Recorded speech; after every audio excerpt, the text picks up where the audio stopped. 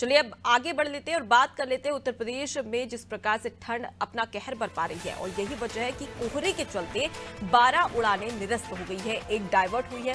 लखनऊ से आने वाली 12 उड़ानें निरस्त हुई, एक उड़ान को दिल्ली एयरपोर्ट डाइवर्ट किया गया है। बेंगलोर की 3 और दिल्ली की 2 उड़ानें निरस्त। एयरपोर्ट पहुंचे यात्रियों को निराशा का सामना करना पड़ रहा है। पटना लखनऊ के बीच 2 उड़ानें निरस्त की गई है। उड़ानें रद्द होने के बाद यात्रियों ने हंगामा भी शुरू कर दिया। हंगामा कर रहे यात्रियों को होटल में ठहराया गया है। कोहरे के चलते करीब 23 उड़ानें तय समय से लेट है। यात्रियों से भरा लखनऊ एयरपोर्ट का टर्मिनल, जिसे साफ तौर पर देखा जा सकता है कि किस प्रकार से कोहरे की वजह से परेशानियों का सामना यहां पर यात्रियों को करना पड़ रहा है। शादाब हमारे साथ में जुड़े हुए। शादाब, जिस प्रकार से हमने देखा कि उत्तर प्रदेश में ठंड की वजह से लगातार कहीं ना कहीं बहुत सारी परेशानियों का सामना यहां पर करना पड़ रहा है और कई सारी उड़ानें भी निरस्त हो गई है।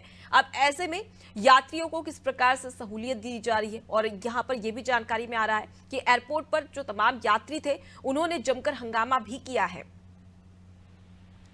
बिल्कुल, देखिए, अगर उड़ानों की बात की जाए जो निरस्त की गई है और साथ ही उनका जो टाइम बदला गया है, उसको देखते हुए जो यात्री है उनको परेशानियों का सामना जरूर करना पड़ रहा है। इसकी वजह क्योंकि कोहरा इतना ज्यादा है, जिसके चलते जो उड़ानें हैं उसकी जो टाइमिंग है उसको चेंज किया गया। हालांकि इसमें जो गलती बताई जा रही है वो मामला सामने ये आ रहा है कि जो भी टाइमिंग चेंज हुई थी तो उसकी जानकारी जो यात्री हैं उनको देना चाहिए था। हालांकि जो यात्री हैं उनका साफ तौर पर ये भी कहना है कि जो भी टाइमिंग चेंज हुई या जो फ्लाइटें निरस्त की गई हैं, रद्द की गई हैं, तो उसको पहले से जानकारी होती तो उसके बाद हालात ये ना होते। जिसको देखते हुए जो यात्री हैं वो लगातार यहाँ पे एयरपोर्ट पे बवाल करते नजर आए और साथ ही जो वहाँ का प्रशासन है उस पर गंभीरता न लेते हुए यात्रियों की सुनवाई नहीं कर रहा था, जिसके चलते जो यात्री हैं वो लगातार प्रदर्शन कर रहे थे और साथ ही बवाल करने की भी बात सामने आ रही थी। फिलहाल अभी माहौल जो यात्री हैं वो लगातार इसकी मांग कर रहे थे कि जो भी इसकी नुकसान हुआ है उसकी भरपाई जो एयरपोर्ट प्रशासन है वो करे। हालांकि अभी इस पे कोई जानकारी जो आधिकारिक तौर पर कोई जानकारी नहीं आई है, लेकिन देखना ये होगा कि क्या निकलकर सामने आता है। जी शादाब, जिस प्रकार से हमने देखा कि पिछले भी कई सारी उड़ानें कोहरे की वजह से निरस्त कर दी गई थी, डाइवर्ट कर दी गई थी। ऐसे में यात्रियों को खासी परेशानियों का सामना भी करना पड़ रहा है। ऐसे में अगर उत्तर प्रदेश में बात कर ली जाए तो किस प्रकार की अन्य व्यवस्थाएं की जा रही है, वैकल्पिक व्यवस्थाएं, जिससे कि यात्रियों को परेशानी का सामना न करना पड़े, क्या इसके लिए कोई व्यवस्था की गई है? बिल्कुल, अगर बात करें जो यात्री हैं जो उनको लेकर भी ये बात सामने आई थी कि जो अधिकारी हैं उन्होंने साफ तौर पर ये बात कही थी कि जो यात्री हैं उनको कोई भी दिक्कतों का सामना न करना पड़े, जिसके लिए उन्होंने कई सुविधाएं भी दी।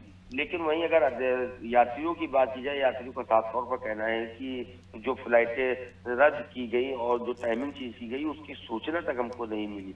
तो हालांकि जो यात्री हैं अगर उनकी माने तो लगातार वो जो एयरपोर्ट प्रशासन है उन पर आरोप लगाते नजर आए, लेकिन वहीं अगर एयरपोर्ट प्रशासन की बात की जाए वो साफ तौर पर यही कहते नजर आए कि जो भी सूचनाएं थी और वो यात्रियों तक पहुंचाई।